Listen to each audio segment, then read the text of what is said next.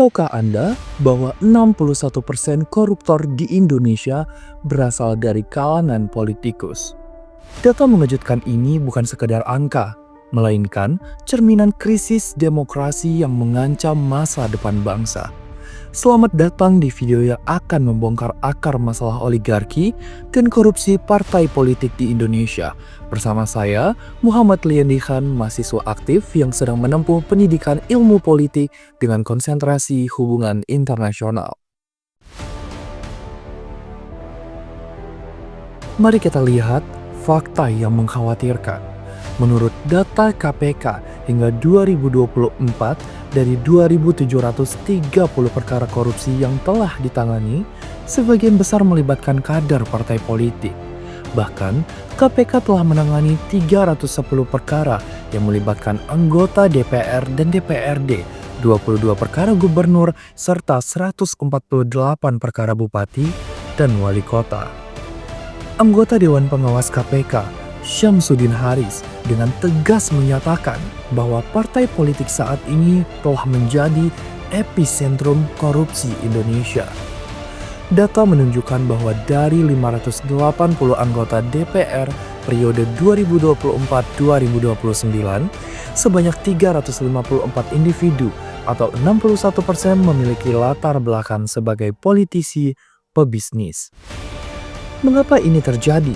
Menurut penelitian Afif Junior dalam jurnal Redesign Demokrasi Internal Partai Politik, akar permasalahannya terletak pada praktik oligarki dalam tubuh partai politik.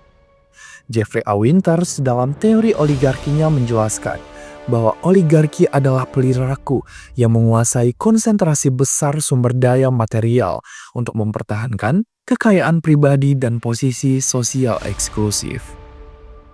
Contoh nyata dapat kita lihat pada kasus Munaslup Partai Golkar 2016, di mana Setia Novanto berhasil menjadi ketua umum berkat kekuatan finansial dan kedekatan dengan pemerintah, mengikuti jejak Yusuf Kala dan Abu Rizal Bakri yang juga merupakan saudagar kaya. Pola serupa terlihat pada partai-partai lain seperti Partai Nasdem dengan Surya Paloh, Perindo dengan Haritano Sudibyo, dan PDIP dengan peran sentral seorang Megawati. Dampaknya sangat merugikan. Fungsi partai politik sebagai sarana pendidikan politik, rekrutmen pendidikan, dan penyalur aspirasi masyarakat menjadi terdistorsi. Partai tidak lagi menjadi representation of ideas, melainkan kendaraan untuk mengakses kekuasaan dan keuntungan ekonomi. Lantas, bagaimana kita bisa keluar dari lingkaran setan ini? Penelitian Afif Junior memberikan pencerahan melalui studi perbandingan dengan negara-negara demokratis maju. Pertama, reformasi sistem rekrutmen.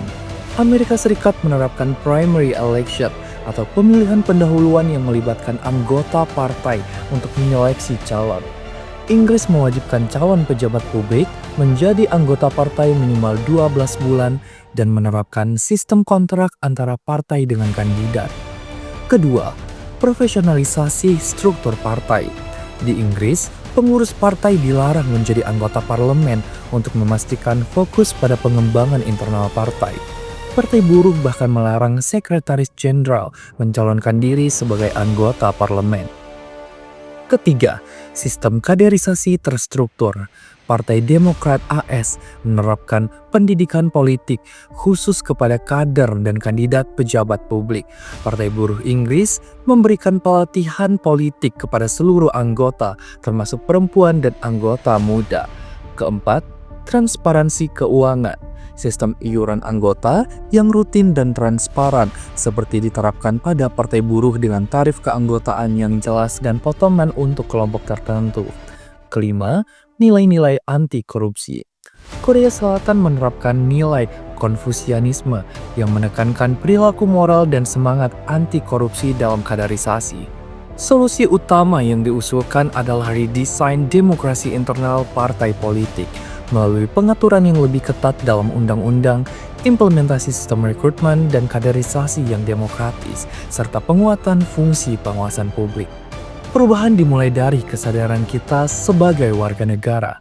Sebagai pemilih yang cerdas, kita harus kenali rekam jejak partai dan kandidat sebelum memilih.